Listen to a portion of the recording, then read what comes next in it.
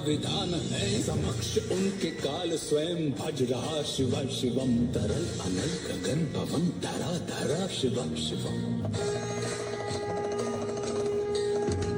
सदैव सर्व मंगला कला के शीर्ष देवता।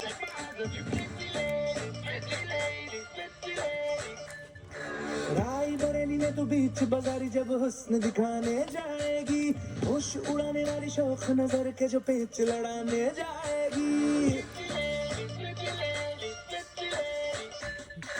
राई बरेली में तो बीच बाजारी जब हुस्न दिखाने जाएगी, होश